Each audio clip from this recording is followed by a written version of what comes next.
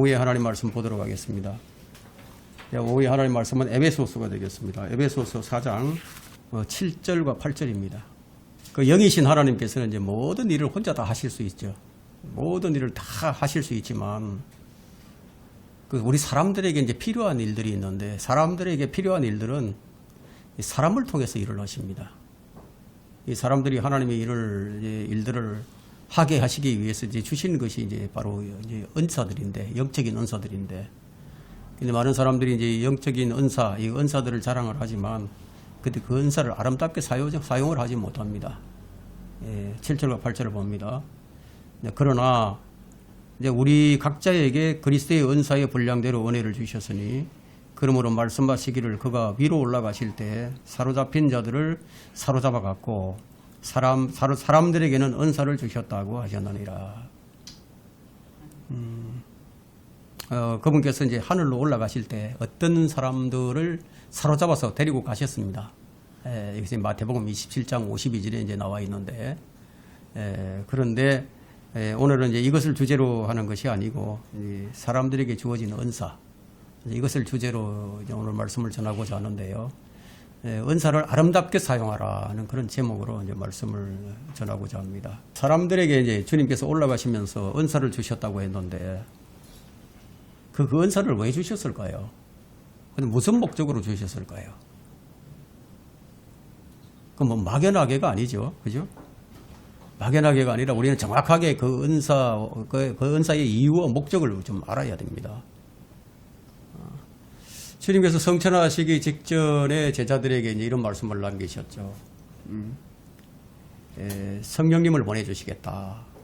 그런 약속을 제자들에게 했어요.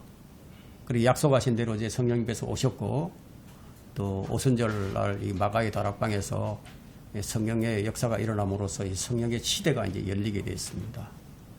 그래서 지금 우리가 살고 있는 이 교회 시대는 성령께서 역사하는 시대예요. 먼저 우리가 좀 기본적으로 알아야 할 것은 하나님께서 주시는 이제 은사, 하나님께서 주시는 이 선물에는 삼위일체 하나님이 스며들어 있다는 것을 알아야 됩니다. 모든 좋은 선물과 모든 온전한 선물이 위로부터 와요. 곧 빛들의 아버지께로부터 내려온다고 야고보서 1장 17절에 기록하고 있죠. 그래서 그리스도께서 올라가시면서 주신 선물은 그것이 곧 하나님의 선물이에요. 그 선물이 성령님이세요.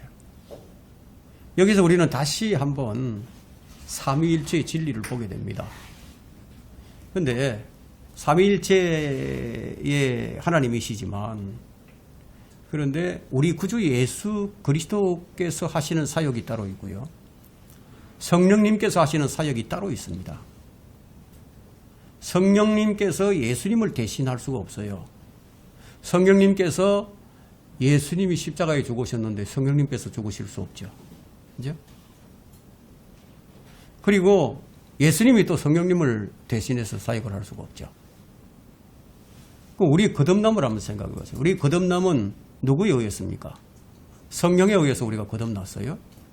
그러면 예수님께서 지상에 사역하고 계실 때는 아무도 거듭나게 하지 못했습니다. 예수님께서는. 그럼 예수님께서 우리의 영을 거듭나게 하십니까? 성령님께서 거듭나게 하시죠. 주님께서 우리 각자 각 사람에게 주신 선물은 그리스도의 선물이라고 우리 7절에 그렇게 되어 있죠. 그리스도의 은사의 분량대로 은혜를 주셨다. 누구나 선물을 좋아하죠. 선물을 받게 되면 기분이 좋아요. 기분이 막 업됩니다. 여러분이 선물을 받을 때 어떤 기분이 막 업되는 거 이거 못 느꼈습니까?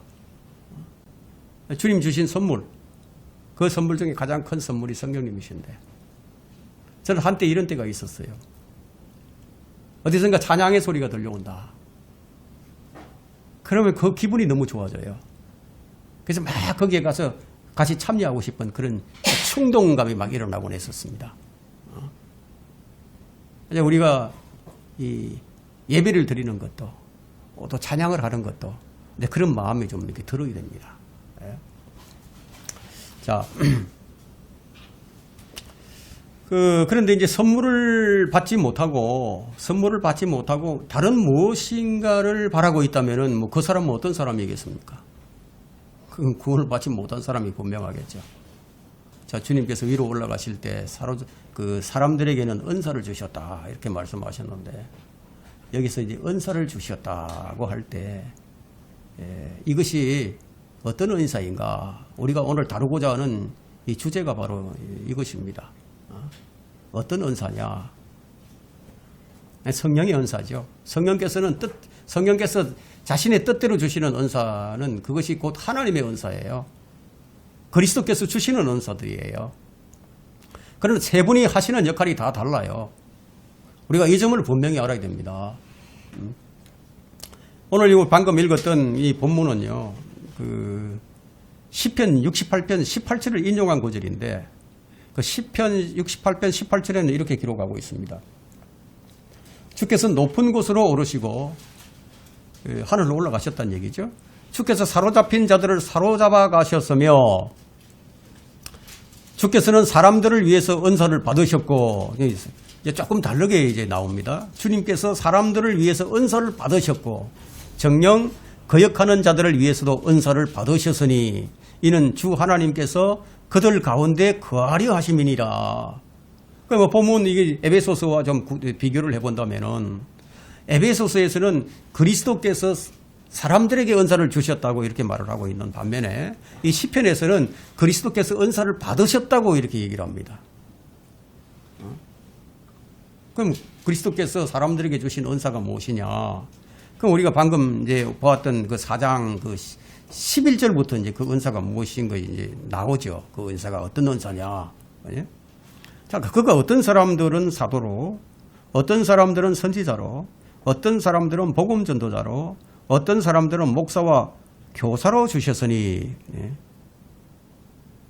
근데 그 이제 왜 이렇게 주셨느냐? 이제 그 이유가 이제 그 다음 절에 나옵니다. 이는 성도들을 온전케 하며 섬기는 일을 하게 하고 그리스도의 몸을 세우게 하여 우리 모두가 믿음의 하나됨과 하나님의 아들을 아는 지식의 하나됨에 도달하게 하고 온전한 사람이 되어 그리스도의 충만하심에 장성한 분량에까지 이르게 하려 하심이라. 그 목적이 뭔지 이유가 뭔지 다 나오죠. 이것이 이제 은사의 목적인데 뭐 방언을 하라고 주신 게 아니에요. 그래서 우리가 이 은사를 주신 목적이 무엇인지를 좀 분명하게 알아야만 합니다. 교회를 온전케 하려고 은사들을 주신 거예요. 그렇다면 이 교회가 얼마나 중요한지를 여러분이 이해하시겠죠. 예수님께서 나의 반석 위에 이 교회를 세우시겠다 말씀을 하셨고 선지자들과 사도들이 그 반석 위에다 기초를 놓았잖아요. 우리는 그 위에다가 지금 쌓아가고 있는 중이에요. 근데 한 가지 우리가 좀 분명하게 해야 할 것은 그리스도께서 위로 올라가실 때 아버지로부터 모든 권세와 영광을 다 받으셨단 말이에요. 그 시편 68편 18절은 분명히 주님께서 사람들을 위해서 은사를 받으셨다고 기록하고 있죠. 그죠? 그래서 그분께서 위로 올라가실 때 다 받으신 거예요. 하나님께. 하나님의 모든 영광, 하나님의 모든 권세 다 받으셨어요. 누구를 위해서? 바로 우리를 위해서 주님이 은사를 받으신 거예요. 그리고 그분이 믿는 우리들에게 이 은사를 주신 거예요. 그럼 주님이 주시는 최대의 선물은 어떤 것이냐면요. 주님 자신이 친히 우리 안에 들어와 계시는 거예요. 이것보다 더 큰 선물이 어디 있겠습니까? 이것을 골로새서 1장 27절에서는 신비라고 얘기합니다. 이건 뭐 말로 설명을 할 수가 없어요. 신비스러워서. 이 신비는 너희 안에 계신 그리스도시요 곧 영광의 소망이라. 그분이 지금 셋째 하늘에 올라가서 하나님의 보좌 오른편에 앉아 계시는데 그런데 너희 안에 계신 그리스도 이렇게 얘기를 한단 말이에요. 주님이 지금 어떻게 계십니까? 그분은 지금 그 셋째 하늘에 계시는데 그러면 영으로 우리 안에 들어와 계시는 거죠. 영으로.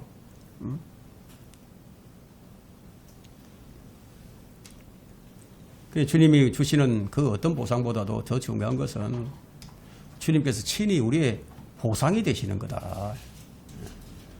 주님의 보호하심도 귀하고 그렇지만 주님이 친히 내 안에 계셔서 나의 방패가 되어주시고 그런다면 더 우리가 더 안전하지 않겠습니까? 이런 점에서 주님은 우리 속에 거하시면서 우리의 모든 것이 되어주시는 분이에요. 우리의 모든 것이 되어주신다. 그 야고보 사도는 분명히 모든 선물이 이 하나님께로부터 아버지께로부터 내려온다고 그렇게 말씀을 하셨는데 성령의 은사라고 해서 우리가 성령님만을 강조해서 안 되는 이유가 여기 있는 거예요. 성령님의 은사도 어디로부터 내려오는 거예요? 아버지께로부터 온다. 오늘날 오직 성령만을 외치되는 그런 교회에서는 이런 진리를 간과해 버립니다. 그래서 이 시대는 그냥 성령의 시대라고 여기 말을 하면서 오직 뭐 성령만을 외치는 것은 무엇 때문에 그렇게 했어요? 무엇 때문에 그렇게 하죠? 성경적 지식이 없으니까. 성경적 지식이 없으면 그건 이상한 짓을 하는 거예요. 성령님께서는 사람들을 변화시키는 능력이 있으십니다. 그러면 성령의 열매를 성경이 말하고 있는데요. 그 열매가 사람을 이제 변화시키는 능력으로 우리가 해석할 수도 있겠죠. 성경은 육신으로 난 것은 육이요, 성령으로 난 것은 영이라고 말씀하는데, 그러면 성령이 임하시게 되면은 사람이 딴 사람 되는 거예요. 딴 사람이 된다는 거예요, 사람이. 또한 성령께서 은사를 주시는데 그 은사를 통해서 몸된 교회를 든든히 세우게 하신다는 겁니다. 몸된 교회를. 그 은사를 다른 말로 하기에는 뭡니까? 달란트죠, 달란트. 탤런트다, 탤런트. 탁월하다. 뭔가 탁월하다, 뛰어나다. 이런 뜻이 있죠. 그런데 왜 하나님께서 우리에게 그 은사를 주시는가 하면 너 하나만 변해서 새 사람이 되라는 게 아니라 그 능력으로 교회를 든든히 하고 세상을 비추라고 하는 거예요. 세상을 비추라. 앞서 말씀드린 대로 은사는 탁월함이에요. 탁월한 능력이에요. 여러분께서도 여러분에게도 주님이 주신 어떤 그런 탁월함이 있을 거예요. 교회에는 여러 가지 필요들이 있지 않습니까? 그 필요들에 잘 선용할 수 있도록 어떤 재능들을 주셨다는 겁니다. 오늘 우리는 주님이 주신 은사들이 어떻게 하면 아름답게 잘 활용될 수 있는가, 그리고 그 은사를 주시는 이유와 목적이 무엇인지를 분명하게 좀 알아보고자 합니다. 자, 은사를 주시는 이유와 목적, 첫 번째 8절에 있습니다. 그러므로 말씀하시기를 그가 위로 올라가실 때 사로잡힌 자들을 사로잡아서 갖고 사람들에게는 은사를 주셨다고 하셨느니라. 이게 사로잡힌 자들을 사로잡아서 올라갔다. 이 말에 대해서는 일부 목사들이, 거의 대부분 목사들이 이걸 알지 못합니다. 무엇을 사로잡아 갔는지를. 성경에는 이리 올라오라는 말이 딱 3번 나와요. 성경에. 성경에 잠언 30장 6절에 한번 나오죠. 그리고 계시록 4장 1절에 나오죠. 계시록 11장 12절에 나옵니다.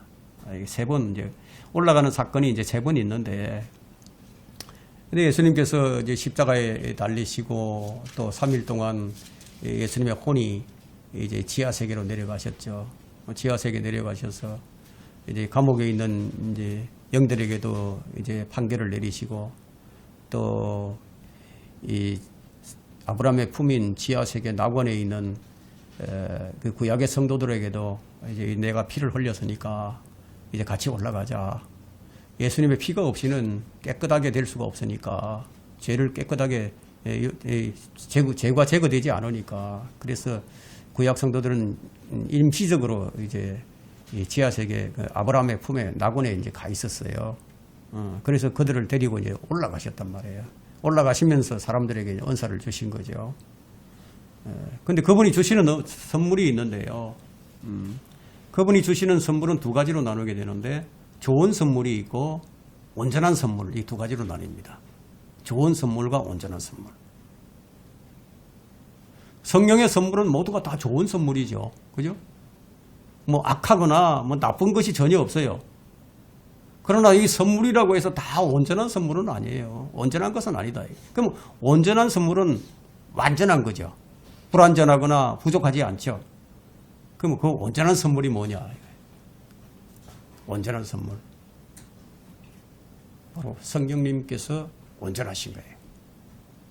사람들은 누구나 다 선물 받기 좋아해요. 근데 선물에는 다양한 의미가 내포되어 있습니다. 이 선물을 주면서 때로는 화해를 하기 위해서 이제 화해 수단으로 주기도 하고요. 또 경우에 따라서는 격려를 하고 또 위로의 표시로 그렇게 주기도 하고요. 뭐 사랑을 표현하는 그런 수단이 될 수도 있고. 뭐 결국은 이 선물이라는 것은 내가 이 선물을 줌으로 해서 당신을 내가 얻고 싶다 이런 이제 표현이 강하겠죠. 그죠? 예수님께서 역시 마찬가지입니다. 예수님께서도 이 교회를 신부로 이제 얻으시면서 자신의 모든 것을 우리에게 선물로 주셨어요. 여러분이 이제 주님께 받고 싶은 선물이 무엇입니까? 하나님께서 우리 가정에 주셨으면 하는 선물이 있다면 그것이 무엇인지를 한번 생각을 해보세요. 지금까지 여러분들이 하나님께로부터 받은 선물이 어떤 것들이 있는지도 한번 생각을 해보세요. 받은 선물이 이 돈입니까? 출세입니까? 명예입니까? 권력입니까? 건강입니까? 장수입니까? 여러분 그런 거 받았다 하더라도 그건 비난받을 일이 아닙니다. 하지만 그런 것들은 좋은 것들이죠. 그죠? 그러나 온전한 것들은 아니에요. 그런데 그것들을 제대로 사용할 줄 알면 얼마나 좋겠습니까? 제대로 사용할 줄 알면 좋은 선물은 좋게 사용을 해야 되겠죠. 여러분 물질의 풍요가 죄가 아닙니다. 여러분 물질의 풍요는 죄가 아니에요. 그러나 영적 빈곤을 해결하려는 그런 의지나 원함이 전혀 없이 그냥 물질적인 풍요만을 구한다면 그것이 이제 문제가 되는 거죠. 여러분 이스라엘 백성들이 언제 타락을 했습니까? 예? 언제 이스라엘 백성들이 타락을 했을까요? 대적이 쳐들어오고 전쟁과 기근과 전염병이 있을 때인가요? 그렇지 않아요. 그건 벌로서 준 거죠. 그들이 먹고 배부를 때 주님을 잊어버렸습니다. 먹고 배부르니까 편안하니까 이방인들을 따라가고 우상을 숭배하고 음행을 일삼았다. 우리는 이런 것을 교훈으로 삼아야 됩니다. 호세아 12장 8절에 보니까 에프라임이 말하기를 이제 북왕국 이스라엘이죠. 에프라임이 말하기를 그러나 나는 부자가 되었도다. 내가 재물을 얻었으니 그들이 나의 모든 수고 가운데서 죄가 된 어떤 불의에도 내 안에서 발견되지 못하리라 하여도다. 여러분 이스라엘의 가장 북왕국 이스라엘의 그 가장 나쁜 왕이 누구입니까? 아합이죠. 아합. 그러면 아합이 정치를 잘못했을까요? 아합이 정치를 잘했어요. 정치를 잘하고 경제가 아주 좋았어요. 그런데 그 사람들이 뭘 했습니까? 우상을 섬기고 있었죠. 먹고 배부르고 아주 안전을 호언장담할 때 이스라엘이 타락했다는 것이 역사의 증거입니다. 소돔과 고모라는 왜 죄악으로 심판을 당했습니까? 그들이 빈곤이 아니라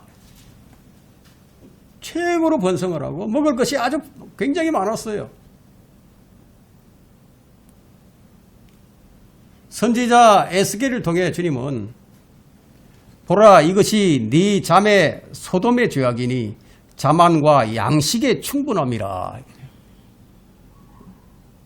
게으름의 풍성함이 그녀와 그녀의 딸들 안에 있고 그녀가 가난한 자와 궁핍한 자의 손에 기운을 돋워 주지 아니하였도다.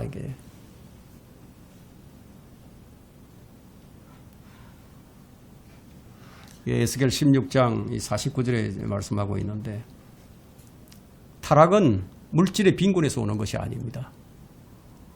영적 빈곤에서 온다는 사실을 여기 보여주고 있습니다. 절대 빈곤이라는 말이 있죠. 절대 빈곤하다. 지금 아프리카에 있는 그런 기아에서 허덕이는 그런 빈민국들이 있는데 그 절대 빈곤이 있어요. 아이들 보면 너무 말라가지고 뼈만 항상하고 그렇죠. 먹을 것이 없을 정도로 가난한 상태가 절대 빈곤이에요. 그러나 이보다도 더 무서운 것이 영적 빈곤이에요. 영적 빈곤. 교회의 타락과 배교는 자, 물질적 풍요와 영적 빈곤이 함께 할 때 일어납니다. 지금 이 시대가 다 그런 시대예요. 전적으로 타락한 라오디케아인들의 교회 시대. 자신의 모습을 알지 못하는 시대. 자신의 모습을 알지 못하니까 뭐라고 얘기를 하죠? 나는 부자며 부유하고 아무것도 부족한 것이 없다고 하지만 주님께서 뭐라고 말씀하십니까? 너는 비참하고 가련하며 가난하고 눈멀고 헐벗은 것을 알지 못하는도다. 이스라엘이 영적 기근에 허덕이고 있으면서도 그것을 전혀 알지 못했어요. 지금 이 시대도 동일합니다. 영적인 은사를 열망하는 분들 가운데 물질의 풍요함과 건강을 원한다면 먼저 뭐부터 해결이 되어야 됩니까? 영적 빈곤부터 해결이 되어야 된다. 밭들의 소출이 풍성하기를 원하는 것만큼 수입이 늘어나는 것을 원하는 것만큼 내 안에 정말 성령님의 열매, 의의 열매 이런 것들이 더 풍성해지기를 구하라는 거예요. 자, 이것은 주님께서 이제 하신 말씀 중에 너희는 먼저 하나님의 나라와 그분의 의를 구하라. 그리하면 이 모든 것을 너희에게 더해 주실 것이다. 이 말씀과 맥을 같이 합니다. 그리스도인들이 모두 크고 좋은 집을 갖는 것을 조금도 이상하게 생각을 하지 않아요, 저는. 예, 그리스도인들이 잘 사는 거 저는 이상하게 생각하지 않아요. 그 집에 사는 가족들 간의 의와 기쁨과 즐거움과 평강이 없다면은 광야에서 혼자 사는 것보다도 뭐 좋을 것이 뭐가 있겠습니까? 부부 간에 뜨거운 사랑이 있고 자녀 간에 형제 우애가 있고 서로 간에 섬김과 희생이 있는 집이 아니라면 뭐 아무리 크고 넓은 집에서 산다고 한들 무슨 소용이 있겠느냐는 거예요. 잠언에는 이런 말씀이 있습니다. 잠언 21장 9절을 한번 펼쳐보십시오.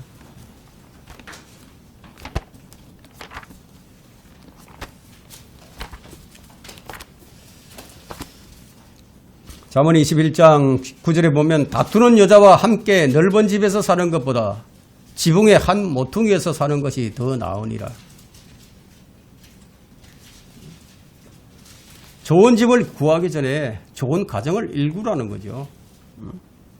이 진리는 모든 면에서 이제 그대로 이제 적용해도 좋습니다. 좋은 침대를 구하기 전에 단잠을 먼저 구해야 되고, 경치가 좋은 넓고 좋은 집, 비단 금침을 깔아놓은 방에서 사모님 불면증으로 뒹구는 것보다는 헛간에서 자더라도 단잠을 자는 것이 더 낫지 않겠느냐, 그런 말씀이죠. 성령의 원사는 우리에게 집을 주기 전에요, 먼저 가정을 줍니다. 그러니까 요즘 젊은 청년들은 좀 이게 바뀌었어요, 패턴이. 예, 우리 옛날 시대만 해도 젊은이들이 20대에 집을 산다는 것은 뭐 생각조차 안 했죠. 그래도 뭐 한 40대나 돼야 이제 뭐 집을 살 생각을 하고, 그야말로 월세부터 시작을 해서 이제 그렇게 살아갔는데, 지금은 어떻습니까? 지금은 집부터 구합니다. 집부터. 20대에서 집을 살려고 한다고. 벌지도 않았는데, 돈도 없는데, 누구의 돈으로 살려고 하는 겁니까? 정부가 그렇게 만들고 있죠. 젊은이들 보고 집 사라고 돈 빌려주면서.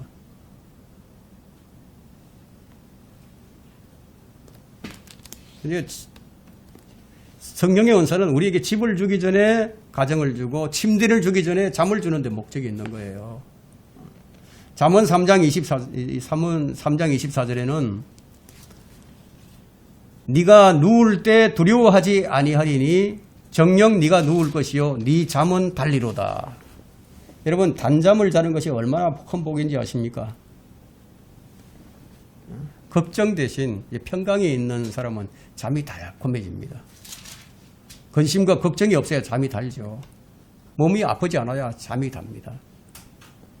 그래서 단잠을 잘 잘 수 있다는 것은 큰 복이 아닐 수 없어요.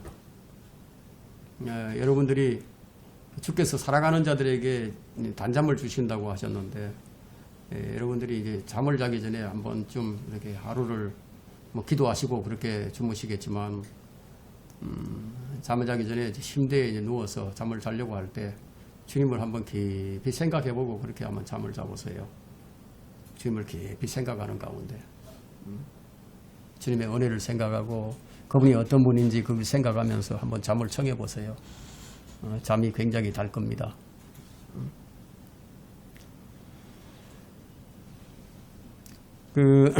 잠을 자고 깨는 일, 잠을 자고 깨는 일에도 주님이 함께 하실 때 우리가 이제 단잠을 잘 수 있고, 그래서 내가 누워 자고 또 깨었으니 이는 주께서 나를 붙드심이라 하고 시편 3편 5절에서 말씀하는데 주님께서 붙드시는 것이 단잠의 비결이에요.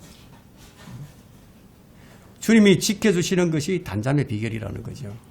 주님께서 사랑하는 자들에게 단잠을 주십니다.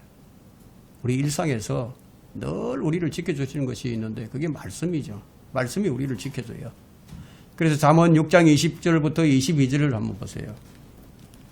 잠언 6장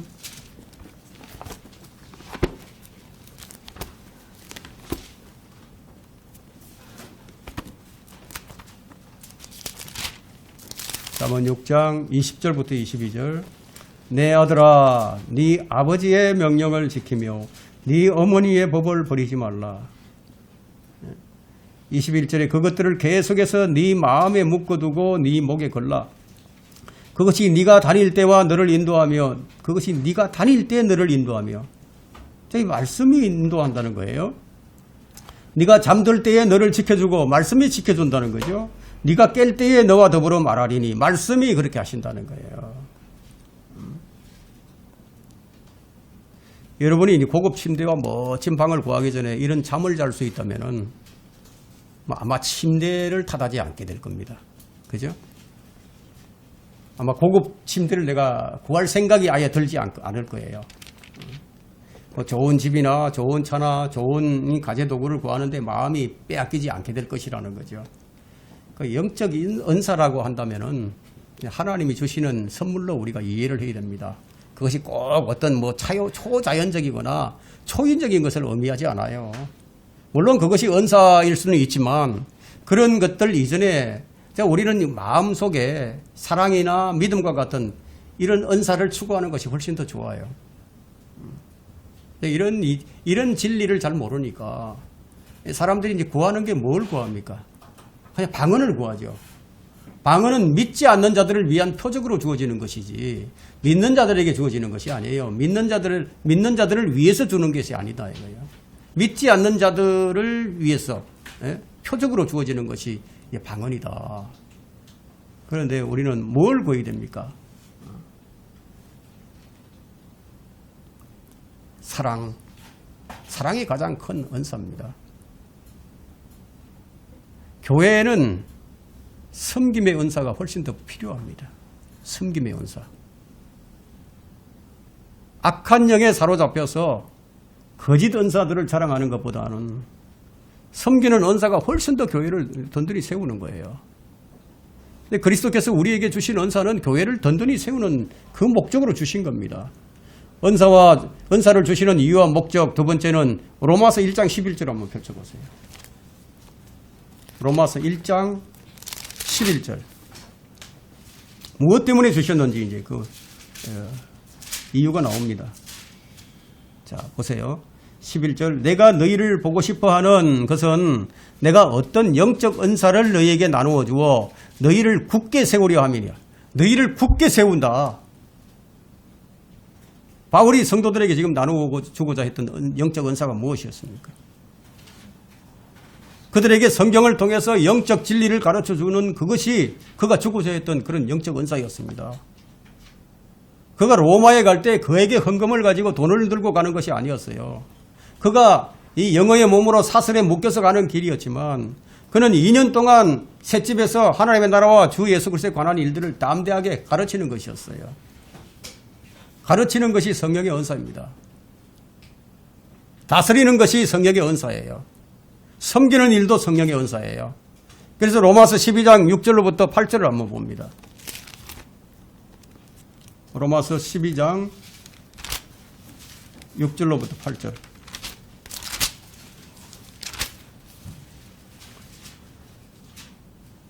여기에는 성도들이 받은 은사들을 교회 안에서 어떻게 사용을 해야 하는가를 설명하는데, 보세요. 6절부터 봅니다. 그러므로 우리에게 주어진 은혜에 따라 가진 은사들이 다르니 예언이면 믿음의 분량대로 예언하고, 또 섬김이면 섬기는 일로, 또 가르치는 자는 가르치는 일로, 또 권면하는 자는 권면하는 일로, 구제하는 자는 성실함으로, 지도하는 자는 건면함으로, 자비를 베푸는 자는 즐거움으로 할 것이니라. 뭐 방언도 안 나오네요. 여기는. 이것들이 교회에 주어진 영적 은사들입니다. 여기 어떤 신유의 은사라든가 뭐 방언이 등장을 합니까? 등장하지 않죠. 섬기는 것과 주는 것도 성령의 은사라는 거예요. 이런 은사들이야말로 몸된 교회를 세우고 형제들을 온전케 하는 그런 것들이라고 저는 생각을 합니다. 제가 일찍이 사역하기 전에 이제 이런 생각을 한 적이 있습니다. 교회가 좀 성장을 하고 부흥을 하려면은 어떻게 하는 것이 가장 좋을까 하는 그런 생각을 해본 적이 있는데, 교회가 이 구제 활동을 많이 하거든요. 구제 활동을 하는데, 근데 믿는 사람들, 자기 교회 안에 있는 가난한 사람들을 위해서 쓰기보다는 오히려 외부에 있는 세상 사람들에게 그것을 쓰더라고. 그래서 그런 것들을 보고서 저렇게 하는 것보다는 그래도 교회 안에 있는 사람들을 더 구제를 한다면은 그 사람들이 그 교회를 떠나지 않고 더 열심으로 주님을 섬기지 않겠는가. 저는 그런 생각을 해본 적이 있어요.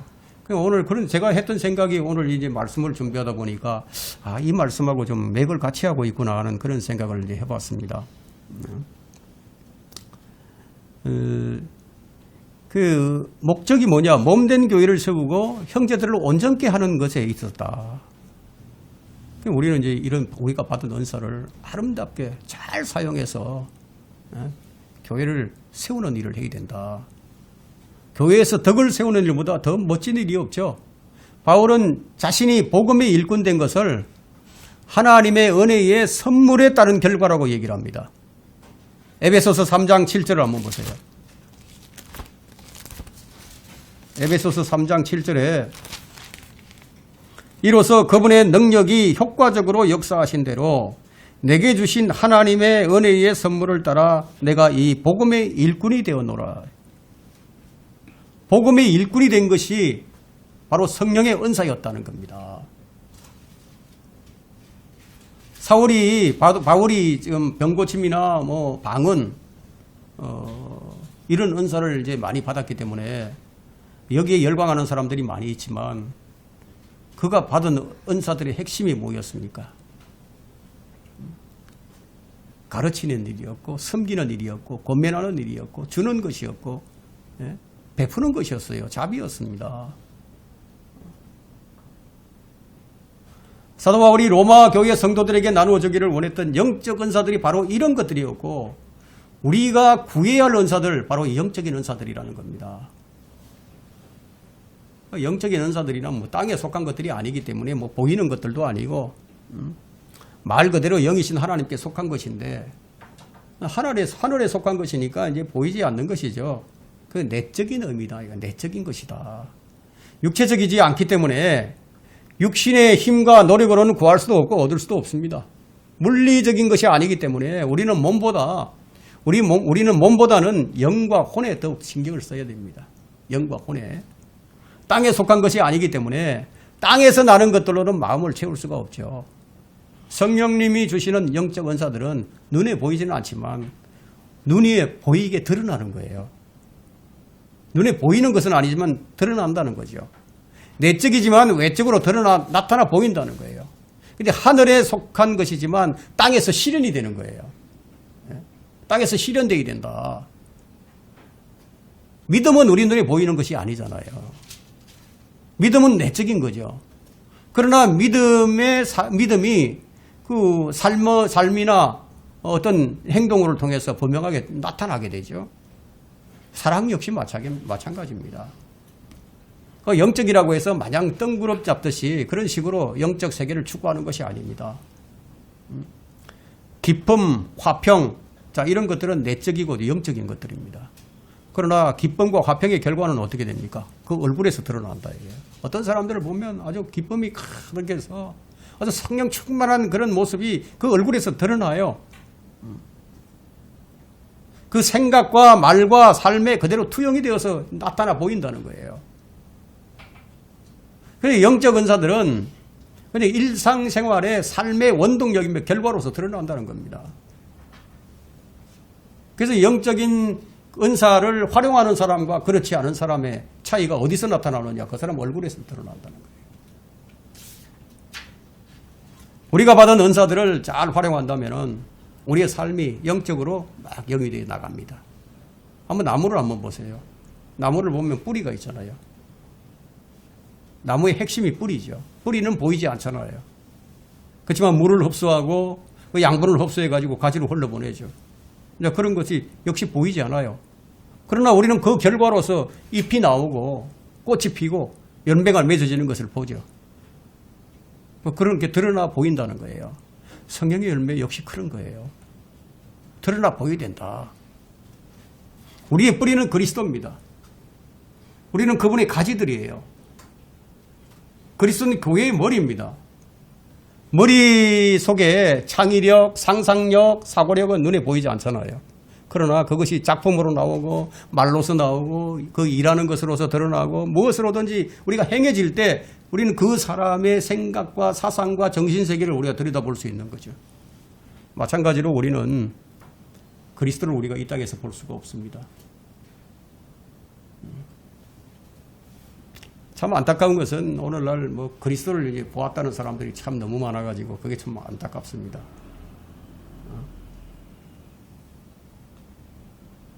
그 뭐 지옥에도 갔다 왔다는 그런 사람들도 많고 그러니까 참 안타깝죠. 그 누가복음 16장만 제대로 읽어본다면은 아마 이것이 이 성령께서 하시는 일이 아니구나 하는 것을 알 텐데. 아브라함이 뭐라고 얘기를 합니까? 죽은 자들을 그 밖으로 내보낸다 하더라도 그 사람들이 안 믿을 거라고. 모세와 선지서를 안 믿으면은 못 믿게 돼 있다고 얘기하지 않았습니까? 뭐 지옥을 보여준다고 해서 믿겠습니까? 예수님을 봤다고 해서 믿겠습니까? 율법과 선지서를 안 믿는데, 이 성경을 안 믿는데 뭘 믿겠다는 겁니까? 안 믿는 거죠.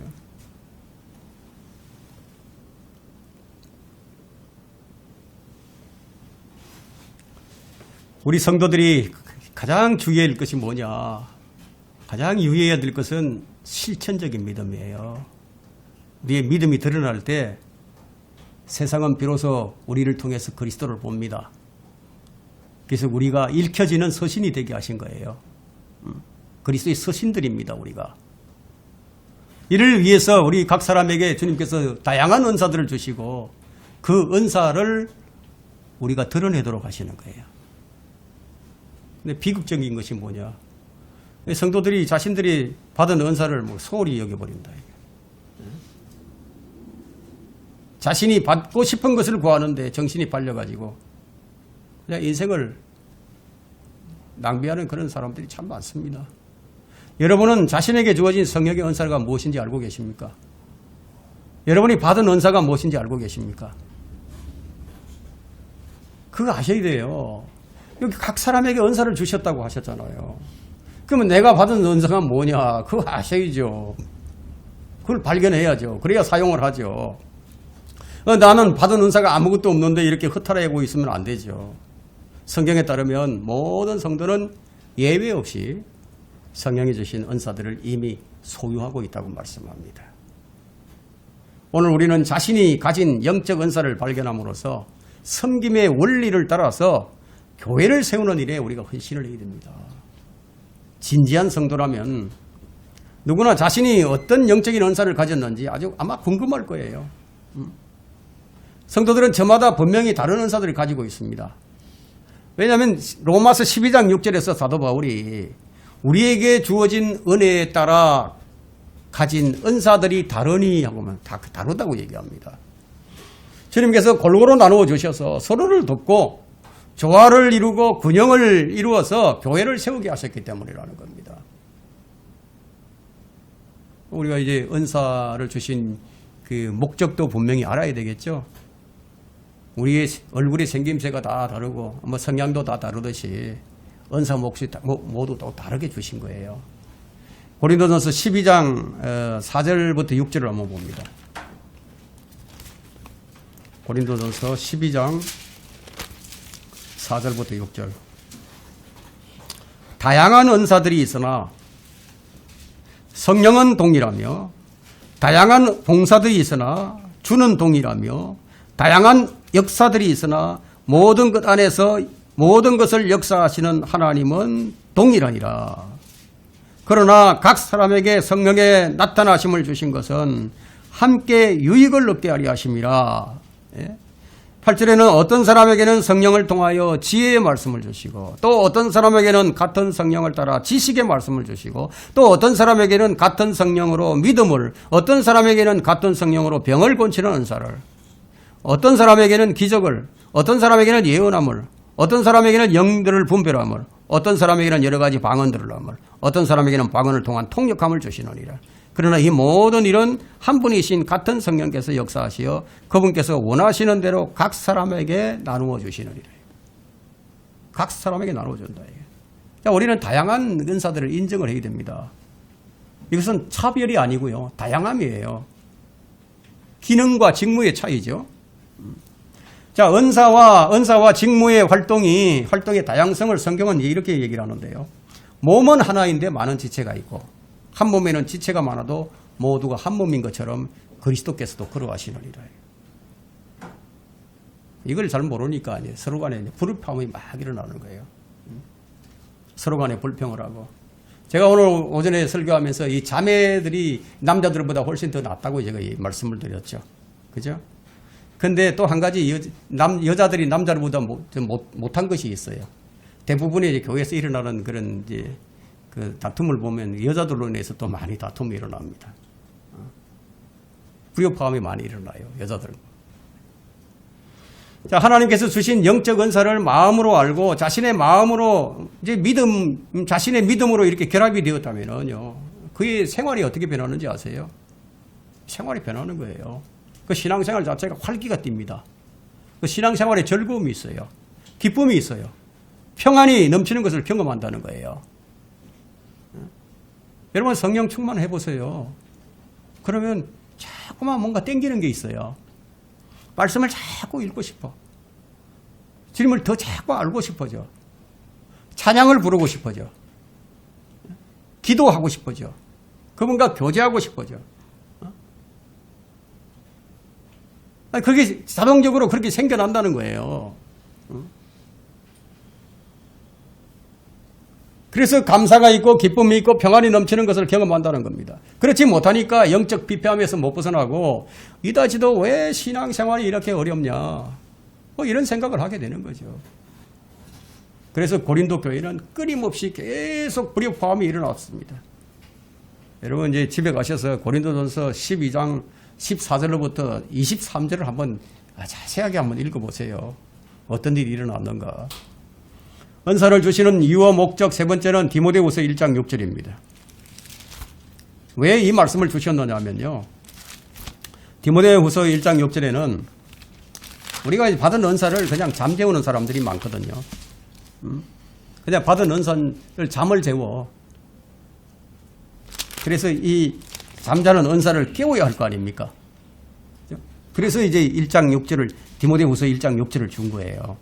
한번 보세요. 그러므로 내가 너를 일깨우는 것은 나의 안수함으로 네 속에 있게 된 하나님의 은사를 불일듯 일어나게 하려 함이라. 하나님께서 주신 은사를 바울이 안수를 함으로써 불현들 일어나게 한다, 은사를. 이제 너희는 그리스도의 몸이요 개별적으로는 그의 지체들이라. 그렇다면 나는 어떤 지체인가 하는 거죠. 나는 어떤 지체인가. 그럼 내게 무슨 은사를 주셨는가. 그 은사를 발견하고 활용을 해서 받은 은사를 빛을 내야 되겠죠. 여러분 보석도 자꾸 닦아야 빛이 나는 거예요. 성경에서 영적 은사와 관련된 본문들을 우리가 차분하게 읽어보면은 내 안에 있는 은사가 무엇인지를 발견할 수 있게 됩니다. 여러분 로마서 12장이나 고린도전서 12장부터 14장까지 에베소서 4장, 베드로전서 4장 등을 읽어보면은요, 내게 주신 은사들이 무엇인지를 발견할 수 있게 됩니다. 자, 여러분들이 아직까지 그걸 발견을 못했다면은 이런 성경을 잘 안 읽은 거예요. 구원받기 전에는 내게 별다른 그 재능이 없었던 분야였는데, 그런데 구원받은 후에 확실하게 달라진 어떤 부분이 무엇인가 여러분들이 꼼꼼하게 한번 생각해 본다는 거예요. 예를 들어서 회중설교, 가르치는 능력, 뭐 이런 것들을 우리가 다양하게 점검해 볼 수가 있죠. 예전에는 내가 섬김 받기를 좋아했는데, 자, 이제는 좀 섬기는 일들을 좋아하게 됐다면은, 그러면 섬김의 은사를 받은 거예요. 이전에는 내가 받는 것을 좋아했는데, 이제는 내가 주는 것을 좋아한다면 주는 것의 은사를 받은 거예요. 디모데는 지금 사도 바울의 안수를 통해서 은사가 깨어났습니다. 깨어났다. 은사가 깨어났다. 하지만 성도들 대부분이 받은 은사를 그냥 잠자게 한다는 거예요. 은사를 우리는 일깨워야 됩니다. 어떻게 깨우느냐? 여러분 설교를 들을 때 내가 받은 은사가 무엇인지 깨어나고, 성경을 읽을 때 깨어나게 되고, 기도할 때나 그 받은 은사가 불일듯 그냥 일어나게 되는 거예요. 그래서 디모데가 받은 은사는 가르치는 일과 권면하는 일이었습니다. 무엇보다도 받은 은사는 잘 활용해야 됩니다. 은사는 아름답게 활용해야 된다. 여러분은 달란트의 비유나 머나의 비유를 잘 알고 있을 겁니다. 10머나를 번 일꾼이 있고 5머나를 번 일꾼이 있고 하나도 벌지 못한 일꾼이 있음을 잘 아실 거예요. 그러면 주님은 잠재우고 있는 은사를 통해서 말씀을 일깨워 주신다는 거예요. 예. 잠재우고 있는 은사들을 자꾸 일깨워 주신다. 말씀을 통해서. 신약교회에서 이제 안수라는 것은 일반적으로 이제 장로회에서 장로들이 이제 모이는 거예요. 목사들이 이제 모임이죠. 이 장로회에서 안수를 해서 목사를 세우고 이제 집사를 세우는데, 자, 이 안수는 요식행위가 아닙니다. 하나님께서 주신 은사에 따라서 사역을 감당할 직분을 부여하는 거죠. 그래서 디모데전서 4장 14절에는 장로회에서 안수함으로써 예언에 따라 네게 주어진 네 안에 있는 은사를 소홀히 여기지 말라. 안수를 해서 그 은사를 받게 하는 것이 아니고, 안수를 해서 그 안에 있는 은사를 일깨우는 역할을 하는 거죠. 사도 바울도 아나니아에게 안수를 받고 성령으로 충만해서 사역의 직무를 이제 감당하기 시작을 했습니다. 이처럼 신약교회는 사역자를 세울 때 안수를 합니다. 그런데 경솔이 아무에게나 해서는 안 된다. 안수에 대한 주의사항도 주어져 있습니다. 그 디모데전서 5장 22절에는 아무에게나 경솔히 안수하지 말고 다른 사람들의 죄들의 동참자가 되지 말며 네 자신을 정결케 지키라 해. 안수 받으면 방언을 하고 병이 낫고 어떤 은사를 얻게 되는 줄로 그렇게 알아서는 안 된다는 거예요. 안수함으로 은사를 받는 줄로 사람들이 크게 이제 오해를 하고 있는데, 바울이 안수를 받고 내 안에 있는 은사, 내게 주어진 은사, 그 은사를 일깨우는 것이었어요. 그 예루살렘 교회의 집사들을 선임할 때 어떤 사람들을 세웠죠? 7 집사를 선임을 할 때 성령과 지혜로 충만해서 좋은 평판을 듣는 그런 사람들 7을 찾아서 세웠죠. 은사가 있는 사람을 찾아서 세웠다는 거예요. 은사가 없는 사람들을 세워서 은사를 준 게 아니라, 그러면 여러분은 어떤 은사를 열망하십니까? 특별히 열망하는 그런 은사가 있었어요? 영적 은사는 열망할 때 주어질 수 있습니다. 내가 열망을 할 때. 바울이 그런 말을 했죠. 고린도전서 12장 31절에서 오히려 너희는 최상의 은사를 열망하라. 그럼 여러분들이 주님을 위해서 일을 하고 싶으십니까? 그렇다면 영적 은사를 열망을 하세요. 사랑을 추구하라. 영적인 은사들을 열망하되 특별히 예언을 할 수 있도록 하라. 열망을 할 수 있도록 열망하라고 지금 말씀하십니다. 영적 은사에 무지한 것은 그건 하나님의 뜻이 아닙니다. 영적 은사를 알고 사용하고 나누어 줄 수 있는 사람이 되어야 한다는 거죠. 특별히 이제 은사에 있어서는 열심히 있어야 됩니다. 모든 조직체에는요, 열성이 없으면은, 열성 있는 사람이 없으면 그 조직체가 유지가 안 됩니다.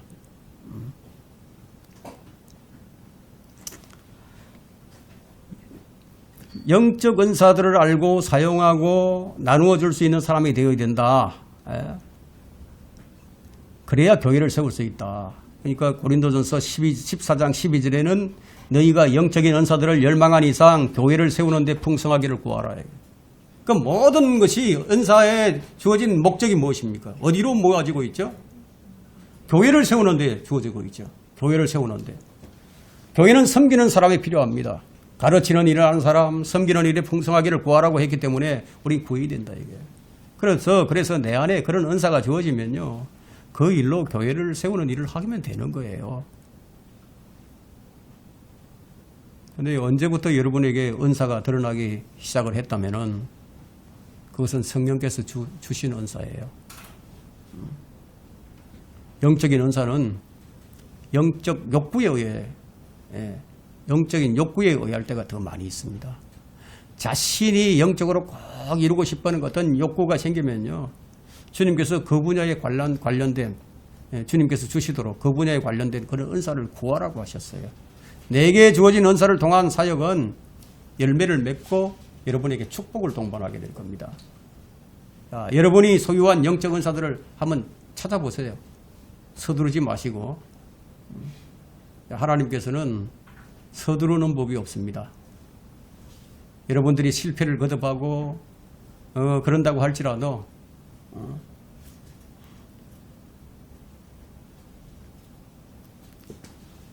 하나님께서 서두르지 않으신다는 거예요. 자,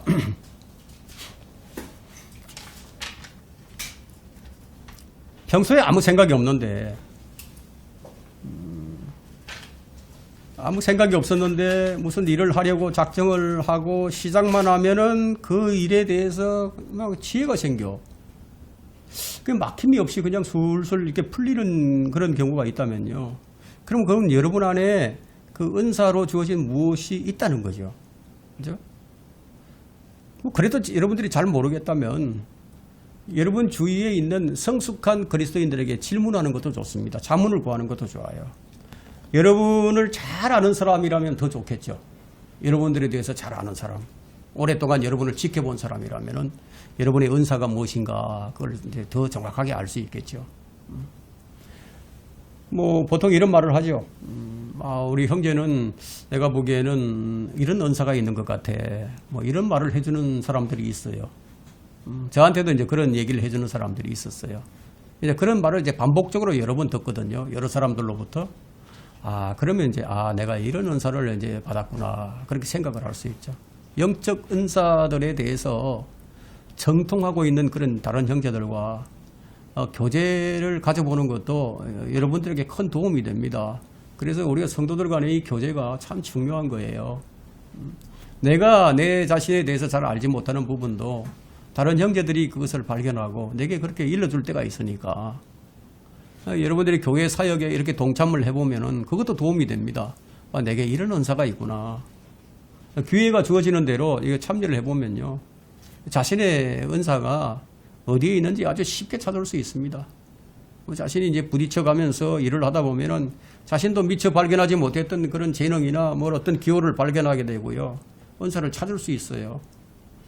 끊임없이 자신의 관심 분야를 점검해보는 것도 도움이 되겠죠. 그래서 왜 교회가 성장하려면 이런 것이 필요하다는 거예요. 아무도 일을 하지 않는 교회가 어떻게 성장을 하겠습니까? 잘하지는 못하지만 계속해서 관심이 끌리고 하고 싶은 마음이 끊어지지 않는다면요. 그러면 그 안에 그런 은사가 주어진 가능성이 커요.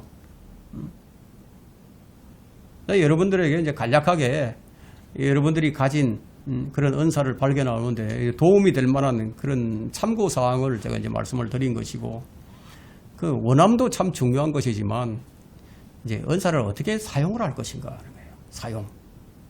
주신 목적에 따라서 잘 사용하는 것이 중요한데, 어떻게 형제를 돌아보아주고 또 어떻게 형제를 섬길 수 있을 것인가, 어떻게 하나님의 교회를 든든히 세울 수 있을 것인가, 이 생각을 해보는 거죠. 그러면 기도로서 구하면은, 자, 은사를 주님이 주신 목적에 따라서 잘 사용해서 우리 주님께서 기뻐할 수 있는 그런 일들을 할 수가 있겠죠. 여러분, 이제 교회를 세우는 일이 아니라면요, 그럼 그 은사는 잘못 사용되는 겁니다.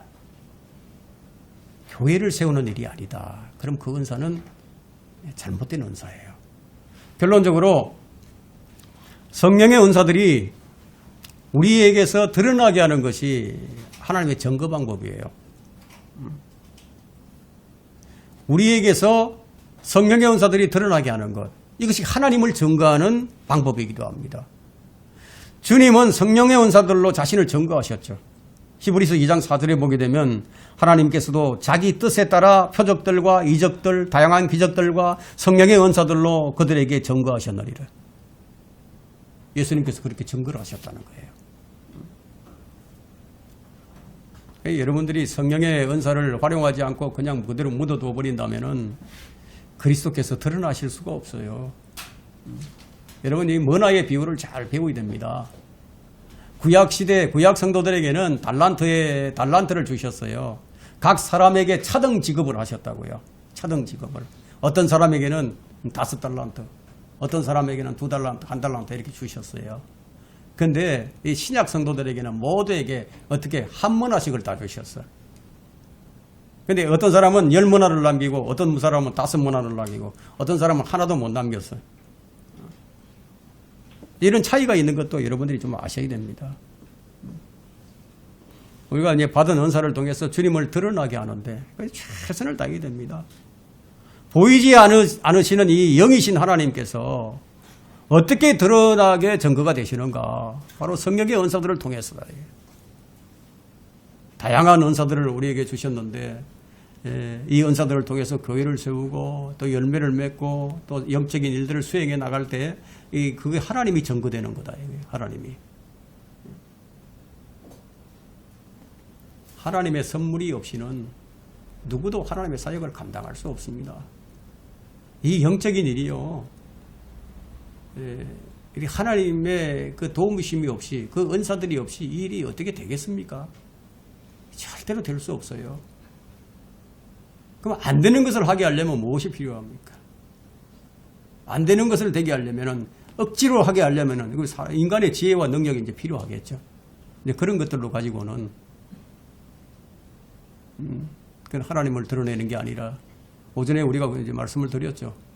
그 믿음은 인간의 지혜 있게 하는 그런 믿음이 될 수밖에 없다. 올바른 믿음이 아니다. 그런 말씀을 드렸습니다. 하나님의 은혜의 선물은 성령의 은사에 따른 것임을 우리가 알 수 있습니다. 바로 하나님께서 주신 그 은혜의 선물이 바로 성령의 은사들이에요. 돕는 자가 되고 또 섬기는 자가 되고 가르치는 자가 되고 권면하는 자가 되고, 네, 여러분, 그것이 성령의 은사예요. 여러분들 가운데도 누군가에게 잘 권면하는 자 있죠. 또 잘 섬기는 자가 있어. 잘 돕는 자가 있어. 어떤 사람은 참 말을 성경적으로 잘 가르치는 그런 사람들도 있어요. 그런 것들이 다 성령의 은사입니다. 성령 은사들에 의해서 바른 그런 성경적 조명을 받으시고 성령의 은사들을 계속해서 불일듯 일어나게 해서 일으켜서 주님의 사역을 잘 감당하는, 교회를 아주 든든히 세우는 그런 성도들이 되시기를 간절히 기원합니다.